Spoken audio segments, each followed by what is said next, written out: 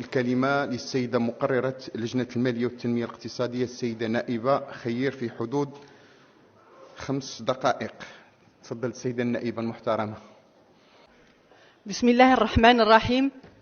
السيد الرئيس المحترم، السيدات والسادة الوزراء المحترمون، السيدات والسادة النواب المحترمون، يشرفني أن أتقدم أمام أنظار مجلسنا الموقر بتقرير لجنة المالية والتنمية الاقتصادية بعد انتهائها من الدراسة والتصويت على مشروع قانون المالية رقم 55/23 للسنة المالية 2024، وذلك بعد إحالته عليها بتاريخ 20 أكتوبر 2023 وفقا لأحكام الدستور والقانون التنظيمي لقانون المالية ومقتضيات النظام الداخلي لمجلس النواب. السيدات والسادة، اسمحوا لي بداية أن أقف عند السياق العام الذي يندرج فيه مشروع قانون المالية قيد الدراسة، وفي مقدمة ذلك الزلزال المؤلم الذي ضرب عددا من مناطق مملكتنا العزيزة يوم 8 من شتنبر 2023، وما كشف عنه بعمق من تجذر لقيم التآزر والتضامن والتلاحم والارتباط بقضايا الوطن في الثقافة المغربية، والتي أبان عنها عموم المغاربة داخل وخارج أرض الوطن، إلى جانب التضحيات التي قدمتها القوات المسلحة الملكية ومختلف القوى الأمنية والقطاعات الحكومية والإدارة الترابية في عمليات الإنقاذ ومساعدة سكان المناطق المتضررة من الزلزال. وإنها لمناسبة لنقف تحية إجلال وإكبار لكل مكونات هذه القوى وتجندها الدائم تحت القيادة الرشيدة لجلالة الملك محمد السادس نصره الله وأيده للدفاع عن الوحدة الترابية للوطن، ولنجدد التعازي والمواساة لكافة أسر الضحايا. كما نغتنم الفرصة لنجدد الشكر للبلدان الشقيقة والصديقة على تضامنها مع بلادنا في هذا المصاب الجلل. ونحن نناقش مشروع قانون المالية للسنة المالية 2024، فإننا نعتز أيضا بقدرة بلادنا وكفاءتها في تدبير الأزمة وتبعات الزلزال بقيادة جلالة الملك نصره الله. كما نعتز أيضا بالنجاحات المتتالية للدبلوماسية المغربية في حشد مزيد من الدعم لقضية وحدتنا الترابية واتساع مجال التأييد الدولي لمبادرة الحكم الذاتي كحل عادل للنزاع المفتعل حول قضية الصحراء المغربية، والذي يكرسه أيضا القرار الأخير لمجلس الأمن رقم 2703 القاضي بتمديد ولاية المنورسو لسنة إضافية. وإنها لمحطة لنهنئ أنفسنا أيضا على نيل بلادنا شرف تنظيم نهائيات كأس العالم لسنة 2030 بشراكة مع إسبانيا والبرتغال، وما يحمل ذلك من دلالات على المكانة الخاصة التي يحظى بها المغرب وثقة المجتمع الدولي في مساره التنموي. ولا يفوتني أيضا الإشادة بالموقف الرسمي والحكيم والمتبصر لبلادنا من الحرب على غزة وإدانته لاستهداف المدنيين والمطالبة بحمايتهم، مع التأكيد على تضافر جهود المجتمع الدولي لإيقاف الأعمال العدائية والالتزام بالقانون الدولي الإنساني وتجنيب المنطقة مزيدا من التصعيد والاحتقان وكل ما من شأنه تقويض فرص السلام.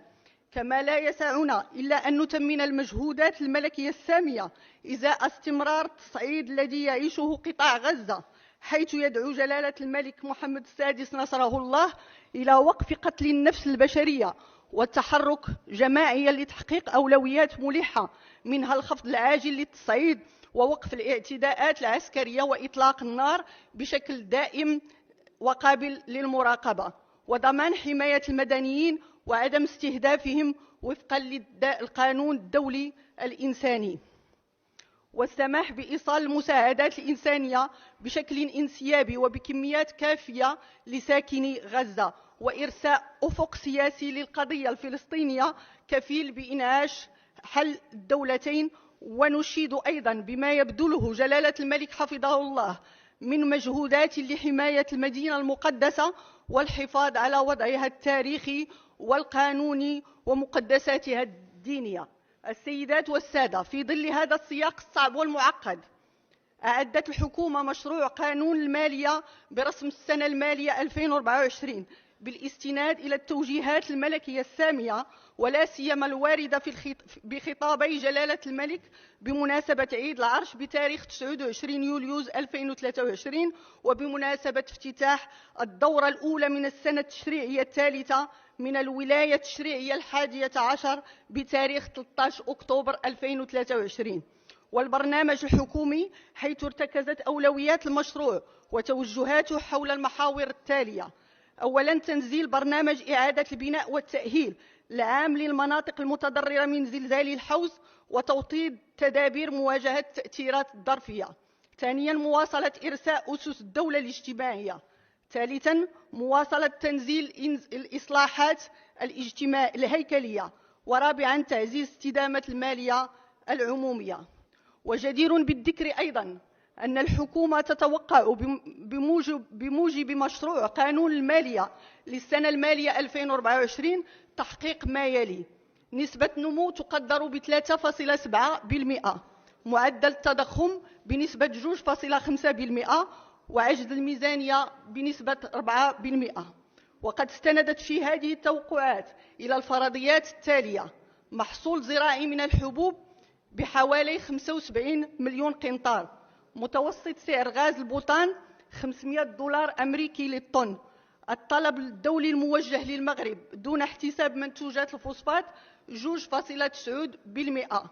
سعر صرف الأورو مقابل الدولار 9.8. وكما هو معلوم فإن مشروع قانون المالية للسنة المالية 2024 تضمن معطيات رقمية نعرضها كالآتي: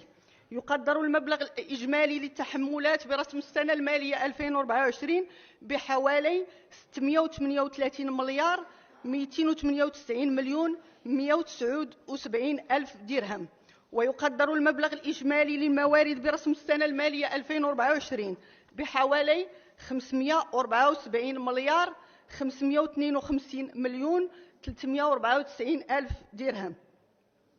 السيدات والسادة، فبعد تقديم مختلف مضامين ومرتكزات مشروع قانون المالية المذكور من طرف الحكومة أمام أعضاء لجنة المالية والتنمية الاقتصادية بتاريخ 26 أكتوبر 2023، وبعد مطالبة عدد من الفرق النيابية بمعطيات وبيانات إضافية وفقا لمقتضيات المادة 212 من النظام الداخلي لمجلس النواب، تجدون جردا لها في ملحق هذا التقرير. خضع مشروع قانون المالية سالف الذكر لمناقشة عامة استغرقت 18 ساعة من العمل، تركزت فيها جهود السيدات والسادة النواب حول السياق العام للمشروع والذي أشرنا إليه سابقا، حيث أجمع الكل على طابعه الاستثنائي وما يقترن به من إكراهات وصعوبات نتيجة لتصاعد وتيرة التوترات الجيوستراتيجية وآثارها الاقتصادية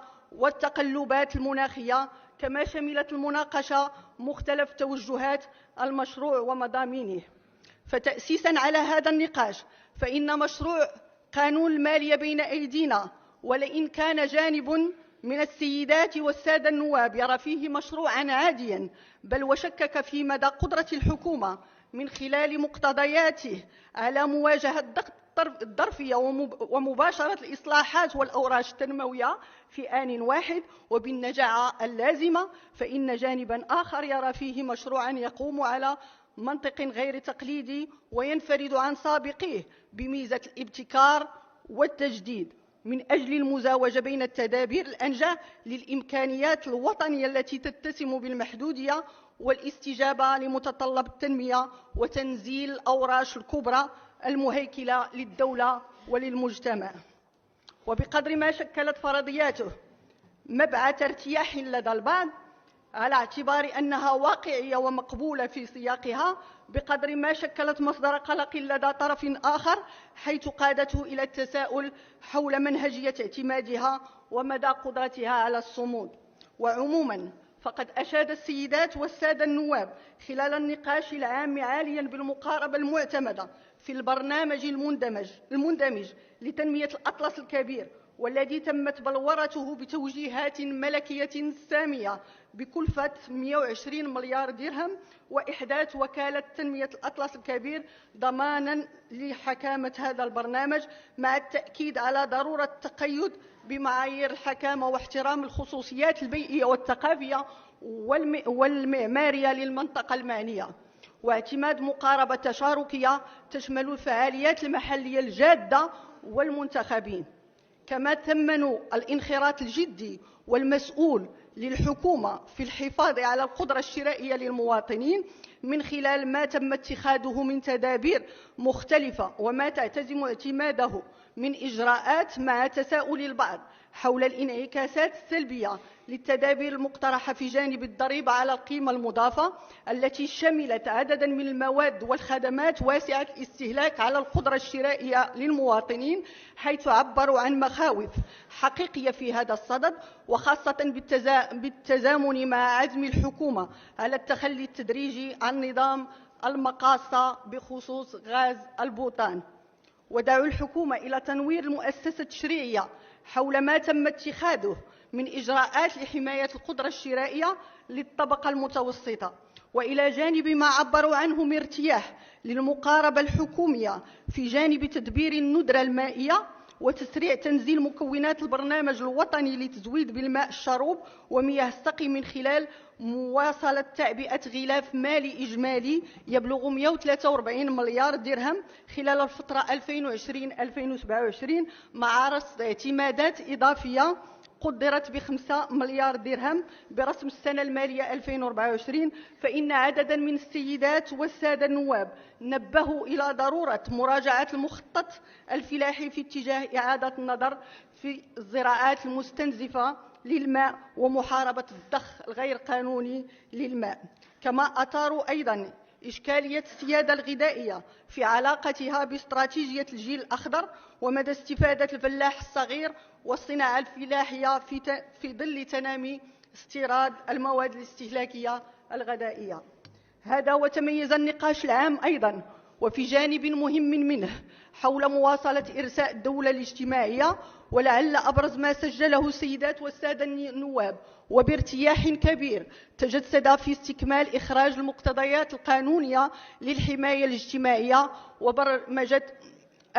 وبرمجة الدعم المباشر لفائدة الأسر الهشة تنفيذا للتعليمات الملكية السامية، بالإضافة إلى العزم على مواصلة الإصلاحات وتنزيل الأوراش المفتوحة بالقطاعات الاجتماعية. واعتبر السيدات والسادة النواب أن الدعم المباشر لفائدة الأسر الفقيرة كان حلما في ظل الظرفية الصعبة، غير أن فعالية الحكومة المتجسدة في اختزال الزمن بين التعليمات الملكية السامية والتنفيذ الحكومي مكن من تحقيق أهم مشروع يقع في صلب الاهتمام الملكي. كما عبر جانب منهم عن أمله أن تتمكن الحكومة من التنزيل الأمثل لهذا البرنامج. فضلا عن ذلك فقد شكل موضوع استدامة الموارد المالية لتمويل هذا الورش الاجتماعي الكبير هاجسا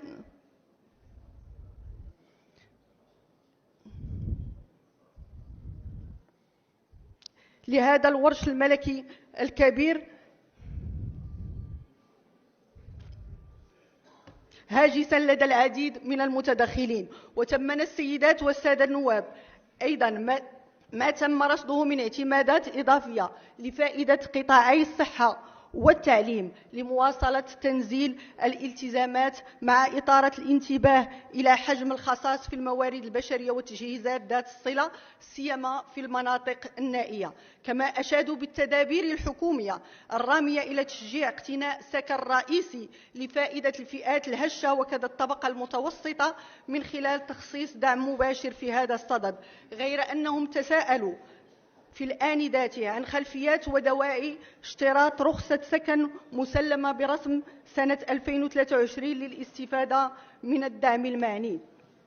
وتناولوا أيضا بشأن التشغيل، حيث عبروا عن ارتياحهم لمقترح خلق حوالي 50,000 منصب شغل، واعتبروه أمرا غير مسبوق. إلى ذلك فقد اتجهت أنظار السيدات والسادة النواب إلى الإصلاحات الهيكلية، حيث أشادوا بعزم الحكومة على مواصلة الجهود في اتجاه تشجيع الاستثمار، ولا سيما من خلال ما رصد من اعتمادات لفائدة الاستثمار العمومي، حيث بلغت 335 مليار درهم، والرفع من نجاعة تدبير النفقات العمومية، وضبط شفافية مصادر الطلبات العمومية، وإصلاح منظومة العدالة وورش الجهوية واللا تمركز الإداري والتحول الرقمي والطاقات المتجددة. لكنهم وقفوا في الآن ذاته عند بعض العقبات التي لا زالت تلقي بثقلها على الاستثمار العمومي، وخاصة على مستوى تعبئات العقار الصناعي والمساطر الإدارية والتوزيع المجالي، بالإضافة إلى ضعف انخراط القطاع البنكي في تمويل الاقتصاد. كما تناولوا أيضا مسألة الإصلاح الضريبي، حيث أشاد جانب منهم بما جاءت به الحكومة من تدابير همت بالخصوص الضريبة على القيمة المضافة، بالإضافة إلى ما هو جمركي، على اعتبار أنه يندرج في إطار مواصلة تنزيل مقتضيات القانون الإطار المتعلق بالإصلاح الجبائي، ويروم تحقيق حيادية الضريبة على القيمة المضافة والعدالة الجبائية. غير أن بعض المقتضيات الأخرى أثارت سجالا واسعا في صفوف عدد من السيدات والسادة النواب الذين دعوا إلى مراجعتها بالنظر لآثارها العكسية على القدرة الشرائية للمواطنين. وعموما فقد انصب النقاش أيضا في جانب مهم منه حول راهنية إصلاح المؤسسات العمومية وكذا الحكامة المالية، حيث تم الترحيب بالجهود الحكومية الرامية إلى مراجعة القانون التنظيمي للمالية في اتجاه مراقبة وضبط الاستدانة في مستويات مقبولة. السيدات والسادة، إنما أفرزته المناقشة العامة لمشروع قانون المالية سالف الذكر من مواقف وأحكام وتساؤلات قوبل بتفاؤل جدي ومسؤول للحكومة، حيث عبرت السيدة وزيرة الاقتصاد والمالية عن ترحيبها بما صدر عن السيدات والسادة النواب من آراء وملاحظات تروم تجويد المشروع، وأكدت أن الحكومة منفتحة على المؤسسة البرلمانية وعلى كافة القوى الحية، وأنها تعتمد مقاربة تهدف لمواصلة الإصلاحات والتصدي للأزمات والحفاظ على القدرة الشرائية للمواطن. كما تطرقت السيدة الوزيرة لأبرز الإشكاليات المطروحة في النقاش ذي الصلة بالشروحات اللازمة، حيث أكدت أن الحكومة تنكب على تنزيل ورش الحماية الاجتماعية وفقا للتوجيهات الملكية السامية. كما أوضحت بشأن ما يعرفه قطاع التعليم من أوضاع أن الحكومة منكبة على تجويد النظام الأساسي لنساء ورجال التعليم في إطار الاتفاق الموقع في 14 يناير 2023، مشددة في الآن ذاته على ضرورة مراعاة حقوق التلميذ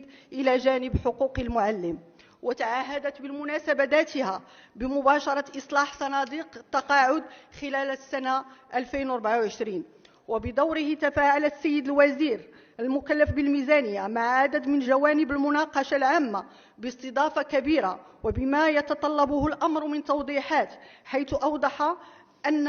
أن ما يميز مشروع قانون المالية 2024 كونه يطغى عليه المستوى الاستراتيجي لأبعد الحدود، باعتبار الحضور القوي للركيزة المالية للدولة الاجتماعية، مضيفا أن البعد الاجتماعي ليس وحده مؤشر توازن الذي يتوخاه المشروع، بل إن نظرة شمولية لهذا الأخير تكشف أنه مشروع يجعل من العدالة الاجتماعية جوهرا له. وبتاريخ 31 أكتوبر 2023 تابعت لجنة المالية والتنمية الاقتصادية دراسة مشروع قانون المالية المذكور بالانكباب على المناقشة التفصيلية لمواد المشروع، حيث خصصت لها غلافا زمنيا بلغ حوالي 19 ساعة من العمل ما سمح للسيدات والسادة النواب بتعميق النقاش حول مختلف المقتضيات والأحكام التي حملها مشروع قانون المالية للسنة المالية 2024، وفسح المجال للحكومة لإعطاء التوضيحات اللازمة، وهو ما تجدونه في جزء ضمن هذا التقرير. وتتويجا لأشغال اللجنة، تلقت هذه الأخيرة بتاريخ 29 نوفمبر 2023 ما مجموعه 413 تعديلا موزعة كالآتي: فرق الأغلبية: فريق التجمع الوطني للأحرار، فريق الأصالة والمعاصرة، الفريق الاستقلالي للوحدة والتعادلية، والفريق الدستوري الديمقراطي الاجتماعي 21 تعديل، الفريق الاشتراكي المعارضة الاتحادية 160 تعديل، الفريق الحركي 74 تعديل، فريق التقدم والاشتراكية 37 تعديل، المجموعة النيابية للعدالة والتنمية 96 تعديل، النائبة السيدة فاطمة الثامني غير منتسبة 20 تعديل، والنائبة السيدة نبيلة منيب غير منتسبة 5 تعديلات. ولا تفوتني الفرصة أيضا لأنوه بالمجهودات المبذولة من طرف أطر وموظفي وزارة الاقتصاد والمالية، ولأتوجه بالشكر الجزيل للسيد رئيس لجنة المالية والتنمية الاقتصادية وكذا الطاقم الإداري للجنة على ما بذلوه من مجهودات في هذا الشأن. وفي ختام دراستها لمشروع قانون المالية رقم 55/23 للسنة المالية 2024، عقدت لجنة المالية والتنمية الاقتصادية يومي الجمعة والسبت 10 و11 نوفمبر 2023 اجتماعا خصص للبت في التعديلات المقدمة وفي مواد الجزء الأول منه، حيث دام الاجتماع 17 ساعة و45 دقيقة، وتجدون نتائج ذلك في ملحق ضمن هذا التقرير. كما صادقت لجنة المالية والتنمية الاقتصادية على الجزء الأول من مشروع قانون المالية رقم 55/23 للسنة المالية 2024 كما عدل بالنتيجة التالية: الموافقون 22، المعارضون 9، الممتنعون لا أحد. والله ولي التوفيق، وشكرا. شكرا السيدة النائبة المحترمة.